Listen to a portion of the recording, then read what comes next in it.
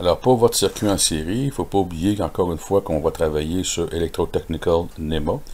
On va utiliser ici une batterie pour pouvoir travailler en courant continu. Voilà, je vais le transformer, donc je vais le déplacer à gauche. Pour obtenir vos résistances électroniques, on se déplace ici dans le fichier Basic Passive and Active Component dans la section Resistor. On voit la résistance, on vient l'installer. Et là, on peut changer les valeurs. Comme vous pouvez voir, vous avez une valeur à 1000 ohms, ou tout simplement, on pourrait la mettre en kilo-ohm. Donc, 1 kilo-ohm est égal à 1000 ohms. On va le laisser comme ça. On va venir le raccorder. Voilà.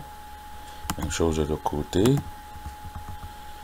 Et on va venir simuler le circuit. On travaille en courant continu, donc on vient sur cette fonction. Notre sonde noire sur le négatif, notre sonde rouge sur le positif, qui nous donne 24. Je me déplace sur la borne 1, ça me donne 24. Je me déplace sur la borne numéro 2, pardon, comme ceci. Et là, on voit 0, tout simplement parce que je me retrouve sur la même ligne. Maintenant, le fait d'avoir juste une résistance n'est pas un circuit en série. Ça prend un minimum de 2 résistances pour pouvoir créer un circuit. Alors, je vais prendre une seconde résistance comme ceci.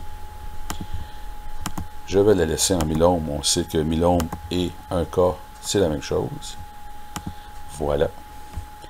Normal, on va dans simulation. On va prendre notre mesure, courant continu. On prend notre sonde négative et positive juste ici. Alors on obtient 24. Je la déplace, j'obtiens 24. Je la déplace et là il va y avoir un changement.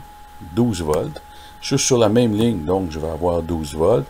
Et je me retrouve sur la même ligne que ma sonde négative. Je me retrouve avec 0 volts. On peut reprendre une autre mesure pour un circuit en série. On déplace notre sonde, on va venir entre la 1 et la 2 et on obtient 12 volts. Même chose de l'autre côté, 12 volts.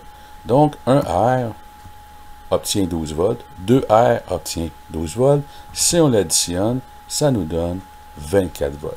Voici la particularité pour un circuit en série. Alors, on peut remarquer que les résistances égales vont obtenir des tensions égales et on peut obtenir ce qu'on appelle une baisse de tension à chaque fois qu'on en rajoute une, et ce qui va nous permettre plus loin de pouvoir créer un circuit qu'on va appeler abaisseur de tension ou aussi diviseur de tension.